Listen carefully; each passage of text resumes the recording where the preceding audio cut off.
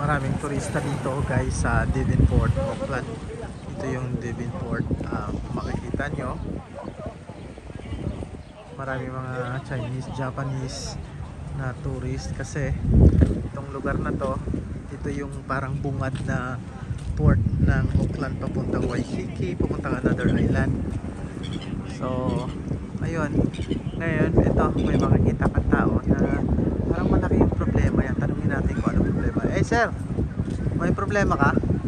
Malaki. Anong problema mo? Kung nakatingin ka dyan sa ilalim na yan, ano ba meron dyan? Isda? Wala naman. Sinihin mo kumakawin. Ano ba usually ang makikita natin dito sa Devonport, sir? Yan, mga nagsisingin. At saka sailing. Ayun, Mga turista, mga Chinese, Japanese. ayun. Puro panis, mga panis. Ayan, ayan. So, ayan yung mga makikita dito. Kasama na rin yung mga nagchat-chat. Ayan, oh, dito si ate, oh. Ate, kamusta naman? Picture kami, gusto mo? Oh, sige. Teka, teka.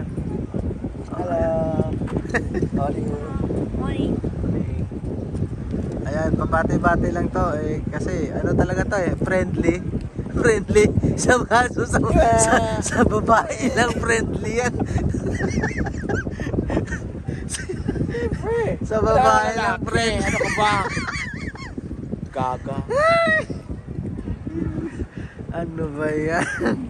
Ang pangalan niya si Francis. Sa gabi Francesca. Oh yan, ang daming mga yate na Mangingisda ngayon, lalaot. lalaot sila. Maraming isda doon makukuha. So yun lang naman guys, ito lang naman ang Devonport. Kaya ayan, yun yung paligid. Ulitin ko lang. At pagpunta nyo rito, mag-i-enjoy kayo. Yung gusto kong motor. Kasi sa kainan. Oh eh, Tatlo gulong.